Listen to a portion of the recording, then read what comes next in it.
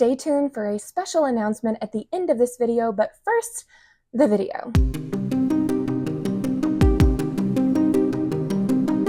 So I finally read Silver Eyes front to back, and while I still have the other two novels to dive into, I was shocked at how much the new games from Steel Wool Studios echo events and themes from just this first book. Partially because most of the time when I hear people referencing the novel trilogy in relation to new FNAF, they're talking about Twisted Ones or The Fourth Closet, and partially because Scott Cawthon has outright stated the novels weren't meant to solve the games. Now, that statement felt dated the moment Sister Location confirmed William Afton's name as well as the existence of Afton Robotics. With all due respect, those aren't the design choices we were curious about, Mr. Afton.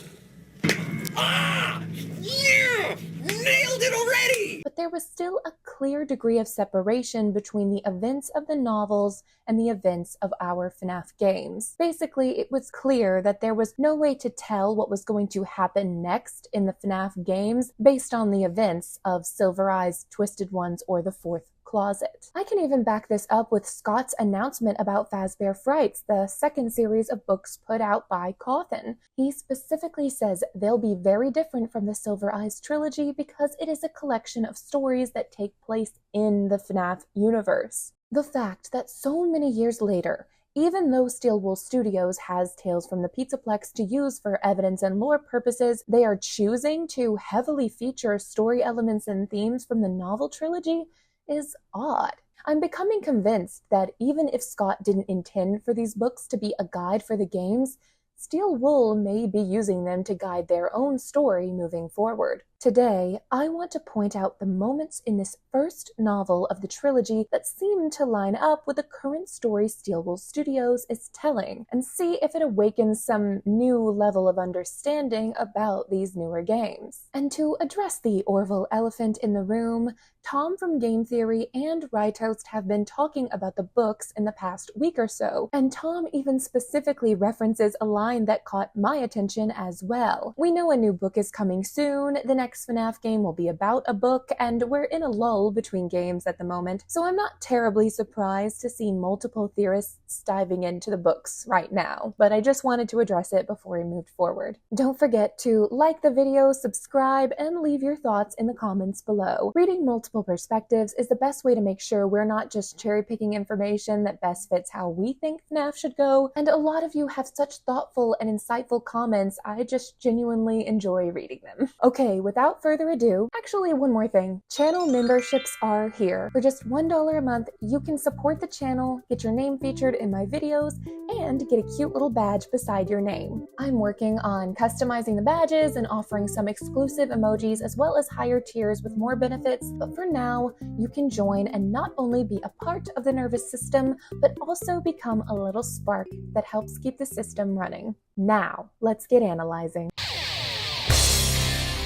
I'm starting here because I think we can all easily agree on this one. In Silver Eyes, we learn that Freddy Fazbear's has permanently closed and been left to rot. The town wanted to reinvigorate the economy and use the space they had available, so they built a mall over the location of Freddy's. However, they didn't tear down Freddy Fazbear's.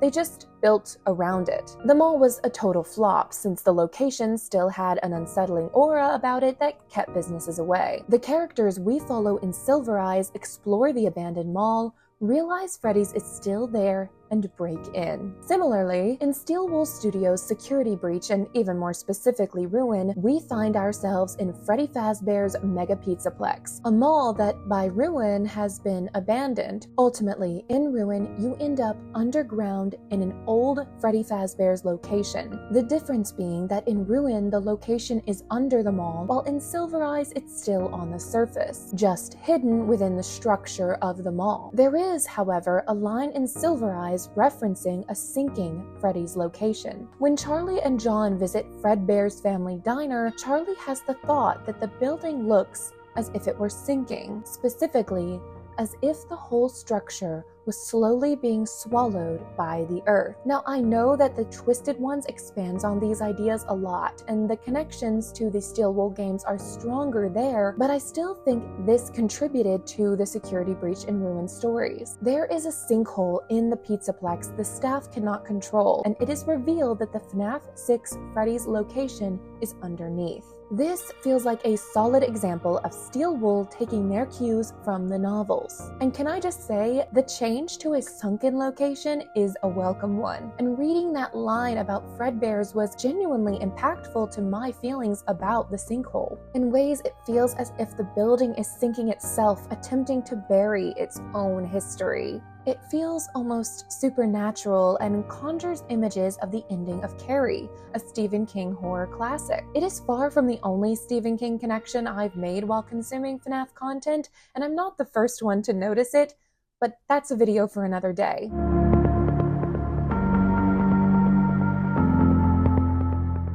Fairly surprised more people haven't pointed out the connection between Dave, aka William, and Vanessa, aka Vanny. Both are night security for a mall, both got their job through dubious means, and both have secret bunny costumes they don to commit crimes against children and any adults who get in their way. Vanessa even seems to have some unspecified connection to William Afton, and while this isn't official evidence, I am going to add that both definitely have issues best addressed by a mental health professional. They also share the trait of being able to control the animatronics within their respective locations, while the animatronics remain unaware of their criminal activity. I like that Steel Wool implemented this and that they put a spin on it, but I will always be grossly disappointed with the execution of Vanny and Vanessa as characters. We deserved more build-up, more payoff, and lore surrounding Vanessa. They had the blueprint with Dave, so what happened? But I digress. We have more to cover today. This section would have been longer, but Tom from Game Theory already pointed out this portion of the book, so I'm going to keep this brief. Go watch his video if you want a full breakdown. We have known that circus imagery is a part of FNAF since Sister Location introduced Circus Baby and the Fun Times. We also know that Steel Wool Studios has been seeding out the importance of an actual Carnival circus hybrid being important to the early days of FNAF, with the 1970 Fall Fest poster and the Carney animatronic from Help Wanted 2, as well as Sun and Moon appearing to be older and made for the purposes of performing in a circus-style show, as well as the Circus and Balloon Boy Funko releases, and this image found in the game files of Ruin. However, considering the Fun Times are accredited to William, we didn't really have a reason to believe Henry was involved with that part of the franchise's history. Game Theory's big timeline video even seemed to suggest that William had this traveling show that Henry joined later. Then, Carney appeared, looking like an early rendition of what would come to be the Rockstar animatronics from FNAF 6, and we know Henry made those. But according to Silver Eyes, we've had a clue the whole time that Henry was connected to the circus. Charlie makes it clear that the books Henry owns appear eclectic if you don't know her father, but they all relate to his interests and his work. And among the subjects, she states there were books about the history of the traveling carnival and of the circus. But there is a not small part of me that thinks Scott may have only put those circus books in the lineup to tease Sister Location, but Steel Wool saw it and thought, what if there was a carnival? Leadership at Steel Wool have explicitly stated their desire to explore the early days of FNAF, and it's clear that that involves Fall Fest. And the circus isn't the only Silver Eyes call out to those early days Steel Wool seems to be implementing.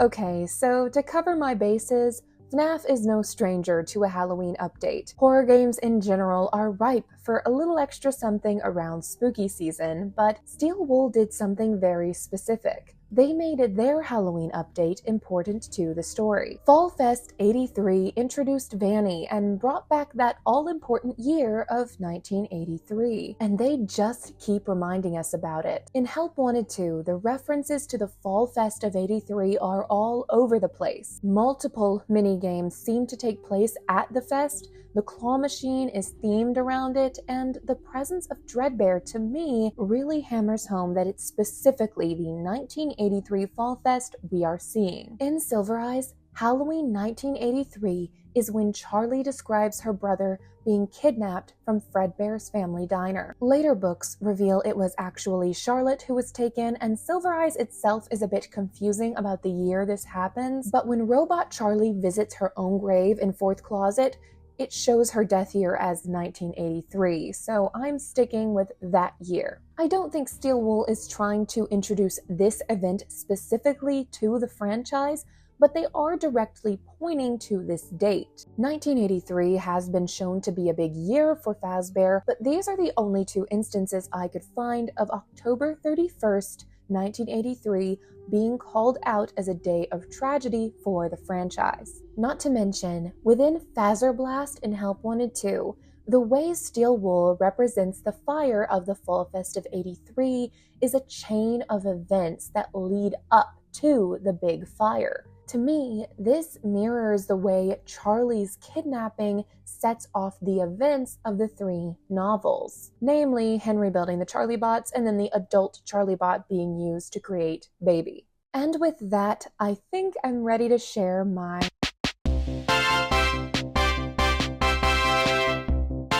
Five Nights at Freddy's has a long history of being increasingly complicated.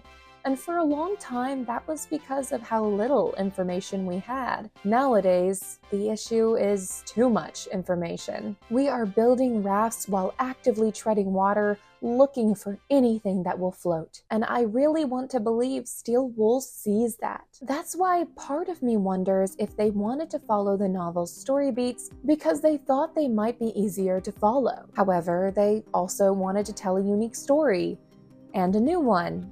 And audience reception matters too. The end product is one with a lot of places to point to for clues, but no clear answers. I still see people saying you can't use the Silver Eyes trilogy for evidence despite the overwhelming amount of information overlap. Should it be used to outright confirm things like Charlie Bot is in the games or Crying Child is Sammy?